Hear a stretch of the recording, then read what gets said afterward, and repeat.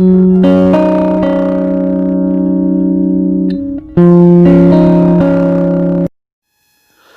Students, welcome to Vishmal education.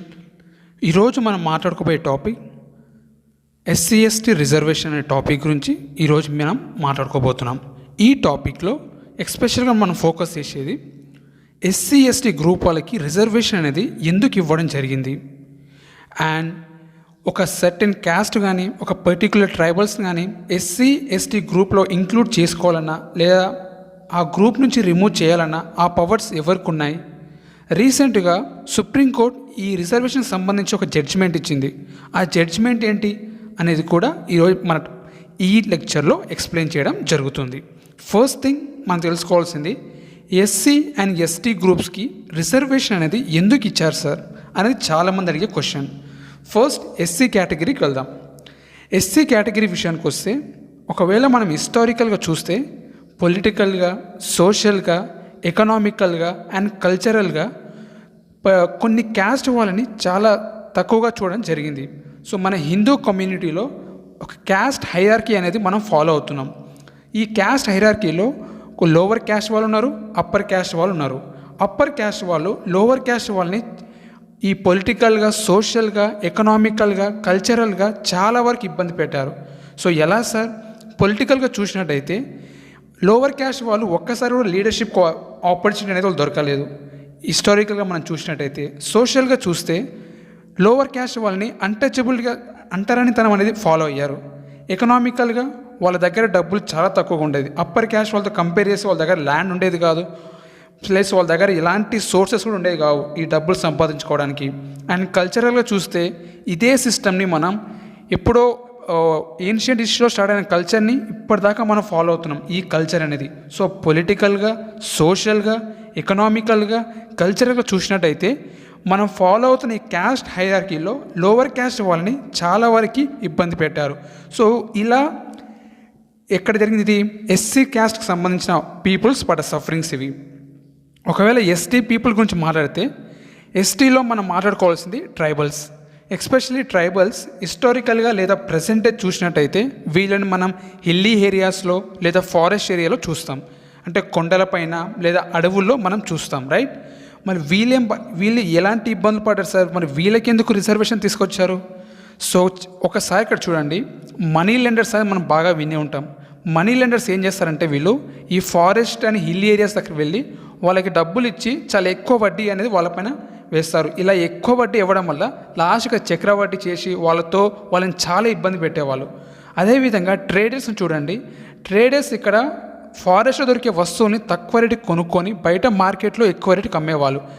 And tribals ఉన్న ఏరియాస్లో minerals అనేవి చాలా ఎక్కువగా ఉండేవి. అవి హిల్లీ ఏరియాస్ కానీ లేదా ఫారెస్ట్ ఏరియాస్ కానీ. ఈ మినరల్స్ని అట్రాక్ట్ చేయడం చేస్తుంది ఇండస్ట్రీస్ని.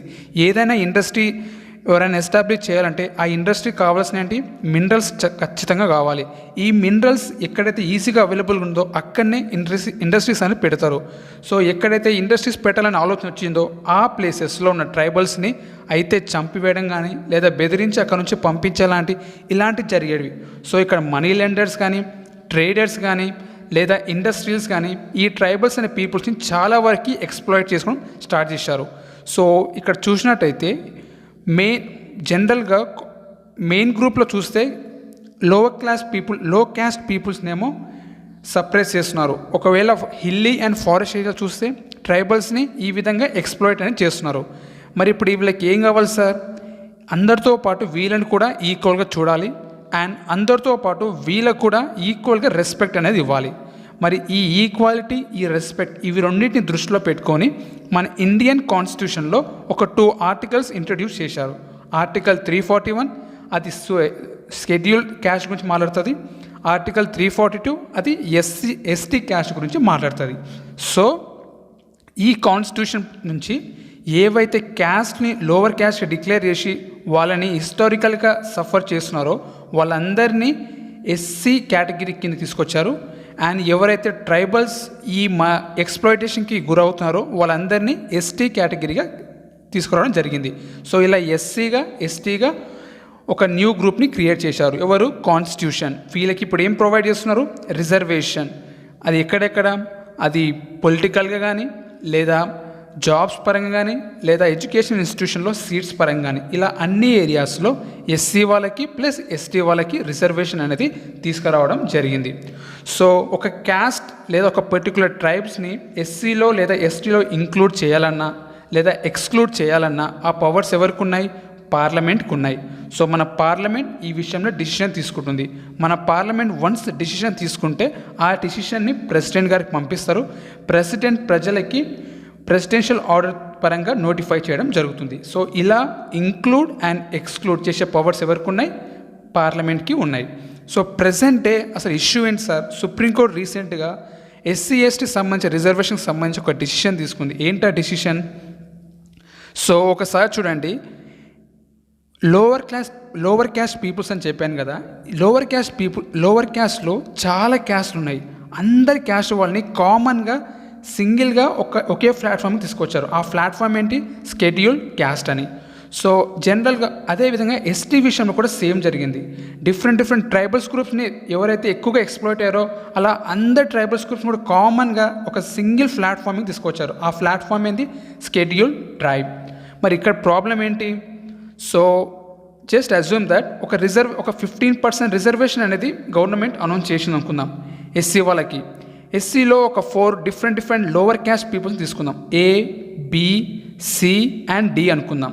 సో ఈ 15% రిజర్వేషన్లో అయితే ఏ కానీ లేదా బి గ్రూప్లో ఉన్న క్యాస్ట్ వాళ్ళు కానీ మొత్తం రిజర్వేషన్ అనేది తీసుకుంటున్నారు. దీనివల్ల ఏమవుతుంది? ఆ సి లేదా డి కేటగిరీలో ఉన్న క్యాస్ట్ వాళ్ళకి ఈ రిజర్వేషన్ అనేది దొరకట్లే కదా. సో ఈ ప్రాబ్లమ్నే సుప్రీంకోర్టు రీసెంట్గా ఐడెంటిఫై చేసింది. ఇది ఓన్లీ ఎస్సీ కేటగిరీలో ఉన్న వాళ్ళకి అవుతుందా? లేదు, ఎస్టీలో కూడా సేమ్ జరుగుతుంది. ఎస్టీలో కూడా సేమ్ ఏంటి? ఒక పర్టికులర్ ట్రైబల్స్కి మాత్రమే ఈ రిజర్వేషన్ మొత్తం తీసేసుకుంటున్నారు. మిగతా ట్రైబల్స్ ఎవరైతే ఎస్టీగా కన్సిడర్ చేశారో వాళ్ళకి ఈ రిజర్వేషన్ అనేది రీచ్ అవ్వట్లేదు. ఇలా ఎస్సీలో సేమ్ ప్రాబ్లం, ఎస్టీలో కూడా సేమ్ ప్రాబ్లం. మరి ఇలా ఎందుకు జరుగుతుంది? ఎస్సీ అండ్ ఎస్టీలో ఎవరైతే ఎక్కువగా రిజర్వేషన్ తీసుకుంటున్నారో ఆ ఫ్యామిలీస్ ఆల్రెడీ బాగా వెల్ సెటిల్డ్, వాళ్ళ ఫ్యామిలీస్ ఆల్రెడీ మంచి ఎడ్యుకేషన్ ఉంది, హై స్టాండర్డ్ ఎడ్యుకేషన్ తీసుకున్నారు, వాళ్ళ ఇన్కమ్ కూడా బాగుంది. ఇలా వెల్ సెటిల్ అయిన ఫ్యామిలీస్ వాళ్ళు కూడా ఈ రిజర్వేషన్ తీసుకుంటున్నారు. ఇలా వీళ్ళు రిజర్వేషన్ తీసుకోవడం వల్ల ఈ లోవర్ క్యాస్ట్ పీపుల్స్ వేరే వాళ్ళు ఎవరైతే అంతగా సెటిల్ అవ్వలేదో వాళ్ళు ఈ రిజర్వేషన్ తీసుకోలేకపోతున్నారు. ఎందుకంటే ఆ రిజర్వేషన్ మొత్తాన్ని ఆల్రెడీ సెటిల్ అయిన ఎస్సీ కేటగిరీ, ఎస్టీ కేటగిరీ ఉన్న వాళ్ళు తీసేసుకుంటున్నారు కాబట్టి. సో సుప్రీంకోర్టు ఇక్కడ ఏమన్నదంటే స్టేట్ గవర్నమెంట్స్కి మేము పవర్స్ ఇస్తున్నాం. ఏమని? ఈ ఎస్సీలో కానీ ప్లస్ ఎస్టీలో కానీ సబ్ గ్రూపింగ్ చేయమని. అంటే ఈ ఎస్సీలో ప్లస్ ఈ ఎస్టీలో ఎవరైతే క్యాస్ట్ కానీ పర్టికులర్ ట్రైబల్స్ కానీ ఈ రిజర్వేషన్ ఏమాత్రం తీసుకోలేకపోయి ఉంటారు కదా, వాళ్ళని ఐడెంటిఫై చేయమని, వాళ్ళకి మళ్ళీ సపరేట్గా certain percentage of reservation provide చేయాలి అనేది సుప్రీంకోర్టు ఇచ్చిన జడ్జిమెంట్ రీసెంట్గా. ఇక్కడ ఒక 2 క్వశ్చన్స్ రావచ్చు మీకు. సార్ మరి ఓబీసీ వాళ్ళకు కూడా రిజర్వేషన్ అనేది ఇస్తుంది కదా, మరి దాంట్లో కూడా ఇలాంటి ప్రాబ్లమ్స్ లేవంటే ఓబీసీలా క్రిమీ లేయర్ అనేది మనం ఫాలో అవుతున్నాం.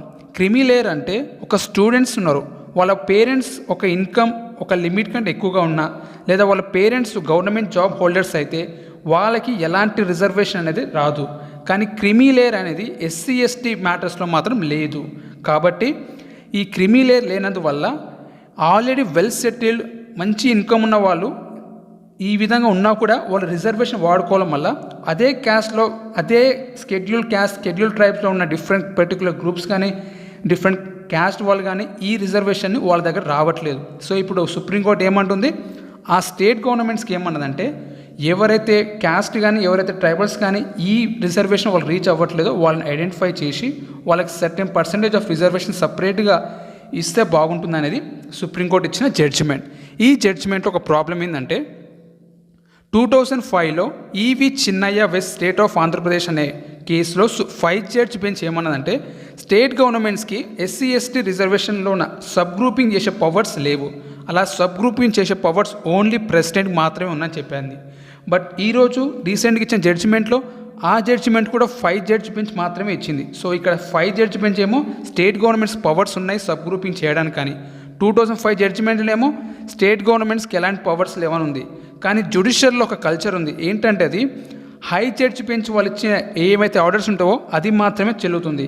కానీ ఇక్కడ 2005లో ఇచ్చిన జడ్జిమెంట్ 5 జడ్జి బెంచే, ఈరోజు ఇచ్చిన జడ్జిమెంట్ అది 5 జడ్జి బెంచే. కాబట్టి సుప్రీంకోర్టు ఏం చేసిందంటే 7 జడ్జి బెంచ్ని ఇప్పుడు మళ్ళీ రిఫర్ చేయమని ఇదే మ్యాటర్ని. సో ఇప్పుడు 7 జడ్జి బెంచ్ ఒకవేళ స్టేట్ గవర్నమెంట్స్ పవర్స్ ఉన్నాయి సబ్ గ్రూపింగ్ చేయడానికంటే స్టేట్ గవర్నమెంట్స్ ఆ సబ్ గ్రూపింగ్ చేసి ఎవరైతే ఈ రిజర్వేషన్ బెనిఫిట్స్ రావట్లేదో వాళ్ళని ఐడెంటిఫై చేసే పవర్స్ స్టేట్ గవర్నమెంట్స్ వస్తుంది. ఒకవేళ 7 judge bench state governments powers లేవంటే ఈ సబ్ గ్రూపింగ్ చేసే పవర్స్ స్టేట్ గవర్నమెంట్స్కి రావు. Thank you.